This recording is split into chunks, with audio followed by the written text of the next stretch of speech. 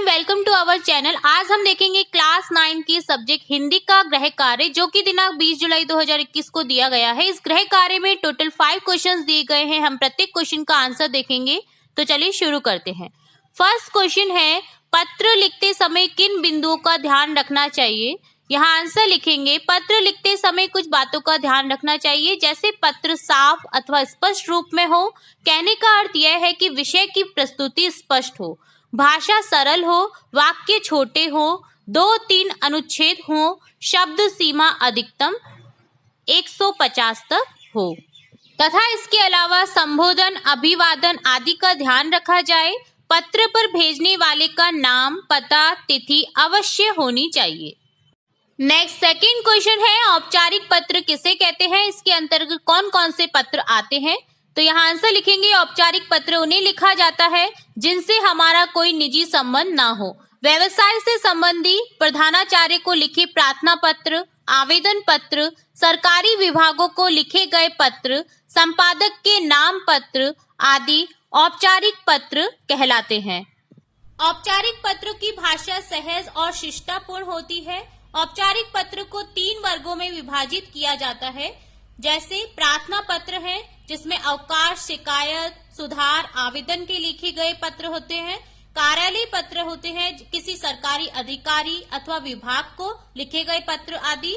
और तीसरे प्रकार का पत्र होता है व्यवसायिक पत्र, जो कि दुकानदार, प्रकाशक, व्यापारी, कंपनी आदि को लिखे गए पत्र होते हैं।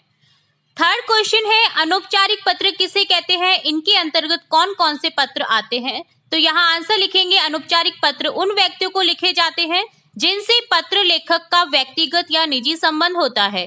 अपने मित्रों, माता पिता, अन्य संबंधियों को आदि को लिखे गए पत्र अनौपचारिक पत्रों को अंतर्गत आते हैं। अनौपचारिक पत्रों में आत्मीयता का भाव रहता है तथा व्यक्तिगत बातों का उल्लेख भी किया जाता है। अनौपचारिक पत्रों में निम्नलिखित प्रकार के पत्र लिखे जा सकते हैं, जैसे बधाई पत्र, शुभकामना पत्र, निमंत्रण पत्र, विशेष अवसरों पर लिखे गए पत्र, सांत्वना पत्र, किसी प्रकार की जानकारी देने के लिए पत्र, कोई सलाह आदि देने के लिए। नेक्स्ट क्वेश्चन नंबर 4 है, अपने प्रधानाचार्य जी को 3 दिवस के अवकाश के लिए प्रार्थना पत्र लिखिए। तो चलिए देखते हैं आंसर। यहाँ सबसे पहले लिखेंगे सेवा में, फिर लिखेंगे दिनांक, फिर लिखेंगे श्रीमान प्रधानाचार्य महोदय।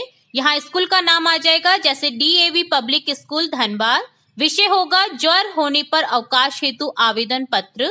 यहाँ लिखेंगे, महोदय सविनय निवेदन है कि मैं आपके विद्यालय का कक्षा 10वीं का विद्यार्थी हूँ। मैं पिछले दिनों ज्वर से पीड़ित था। मुझे अत्यधिक ज्वर हो गया था, जिसके लिए डॉक्टर ने आराम करने की सलाह दी थी। इसलिए मैं, यहाँ दिनांक आ जाएगी, जैसे एग्जाम्पल के तौर पे मैंने लिखा है 22/4/2019 से 24/4/2019 तक 3 दिनों तक विद्यालय में उपस्थित नहीं हो सका। अतः श्रीमान से निवेदन है कि मेरी 3 दिनों की छुट्टी को स्वीकार कर लें। इसके लिए मैं सदा आपका आभारी रहूंगा। यहाँ लिखेंगे आपका आज्ञाकारी छात्र, नाम लिख देंगे, कक्षा लिख देंगे और अनुक्रमांक लिख देंगे। और लास्ट क्वेश्चन नंबर 5 है, आपके क्षेत्र में अनाधिकृत मकान बनाए जा रहे हैं, इनकी रोकथाम के लिए जिलाधिकारी को पत्र लिखिए। तो यहाँ आंसर लिखेंगे, जैसे नई दिल्ली, विषय होगा अनधिकृत निर्माण के संबंध में। महोदय मैं आपका ध्यान स्थानीय विकास नगर में हो रहे अनधिकृत निर्माण की ओर खींचना चाहता हूं। इसमें नगर निगम का एक अविकसित पार्क है। इसमें लोगों ने अपनी दूध की डेयरियां खोल रखी हैं। ये डेयरियां अवैध रूप से बसी हुई हैं।